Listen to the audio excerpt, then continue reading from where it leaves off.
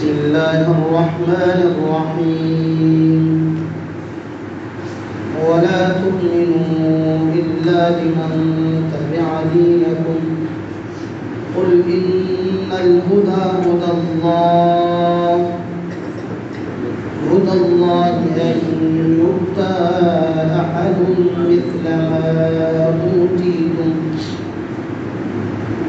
مثل ما أوتيتم أو يحاجوكم عند ربكم قل إن الفضل بيد الله يؤتيه من يشاء والله واسع عليم صدق الله العظيم.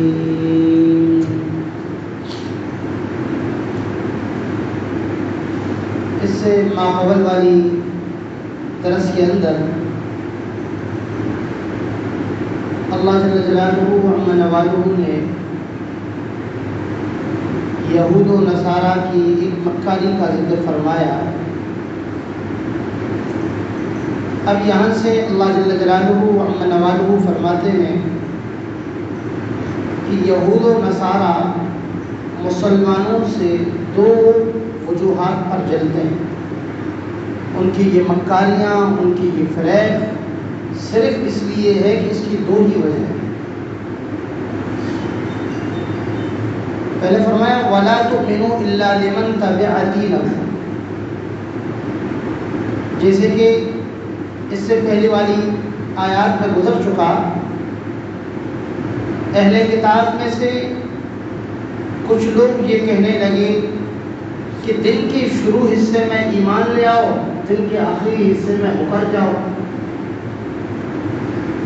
اب اللہ فرماتے ہیں کہ اور یہ بھی کہتے رہے وَلَا تُؤْمِنُوا إِلَّا لِمَنْ تَبِعَ دِينَكُمْ، تم پیروی نہیں کرنا کسی کی سوائے اس شخص کی جو تمہارے دین کا پیروکار ہو.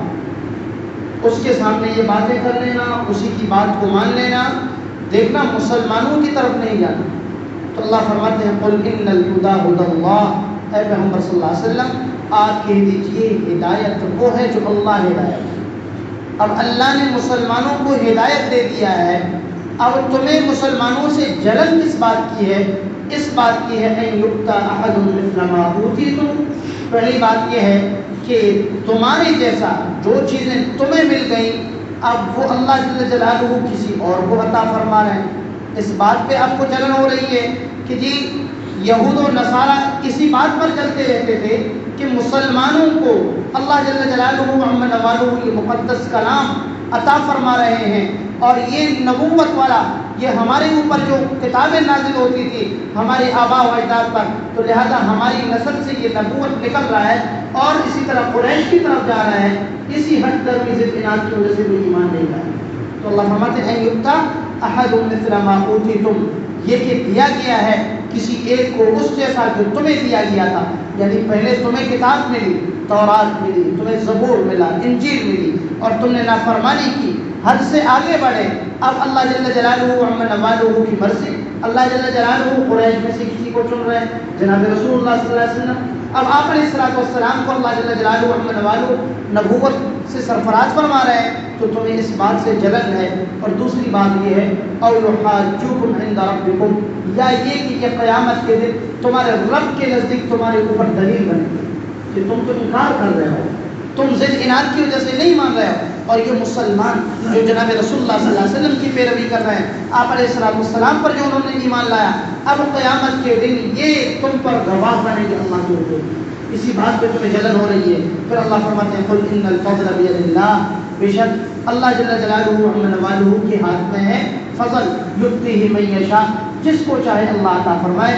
تو اللہ واسع علیم، اللہ کی ذات وسعت والے خوب جاننے والے ہیں. یختص برحمتہ من یشاء، اللہ اپنی رحمت کو جس پر چاہے خاص کر دے، جس کو چاہے اللہ کو رحمت عطا فرمائے.